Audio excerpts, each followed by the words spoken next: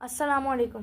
وعلیکم السلام ورحمۃ اللہ۔ استاد صاحب، ایک سوال یہ ہے کہ شب برات کی فضیلت میں کوئی صحیح حدیث ہے یا نہیں؟ جی، بعض لوگ یہ کہتے ہیں کہ شب برات کی فضیلت میں کوئی صحیح حدیث نہیں ہے، اس کے بارے میں آپ کیا کہنا چاہتے ہیں؟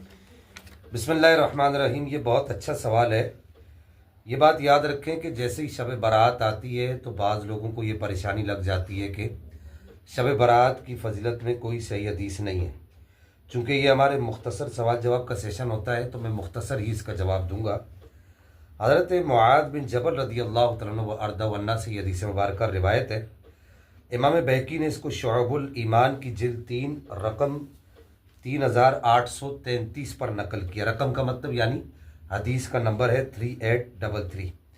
امام طبرانی نے اسے المعجم الکبیر کی جلد 8 صفحہ نمبر 433 پر نقل کیا ہے، اور مجمع الزوائد میں امام نور الدین ہیثمی نے جلد 8 رقم 12960 پر نقل کیا ہے، اور امام ابو بکر عاصم نے اپنی کتاب السنہ رقم 512 پر نقل کیا ہے۔ اور امام ابو بکر عاصم نے جو کتاب السنہ لکھی ہے اس کی جو تخریج کرنے والے ہیں وہ اہل حدیث کے ہاں یعنی غیر مقلد حضرات کے ہاں وہ بڑی اہمیت کے حامل ہے، شیخ ناصر الدین البانی۔ انہوں نے امام ابو بکر عاصم کی کتاب السنہ کی تخریج کی ہے، اور انہوں نے اس حدیث کے بارے میں کہا ہے کہ ھذا حدیث صحیح ورجالہ موثقون، یعنی کہ یہ حدیث مبارکہ بالکل صحیح ہے اور اس کے سارے راوی ثقہ ہے۔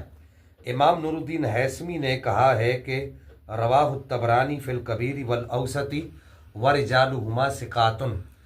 مجمع الزوائد کے جو رائٹر ہیں، صاحب مجمع الزوائد امام نور الدین ہیثمی، وہ اس حدیث کو نقل کرنے کے بعد کہتے ہیں کہ امام طبرانی نے اس حدیث مبارکہ کو طبرانی معجم کبیر میں بھی نقل کیا ہے اور معجم اوسط میں بھی نقل کیا ہے، اور امام نور الدین ہیثمی کہتے ہیں آپ نے اس روایت کے سارے راویوں کی موافقت اور سارے راویوں کے ثقہ ہونے کی ذمہ داری اٹھائی ہے۔ اب وہ روایت کیا، ذرا روایت سن لیجئے۔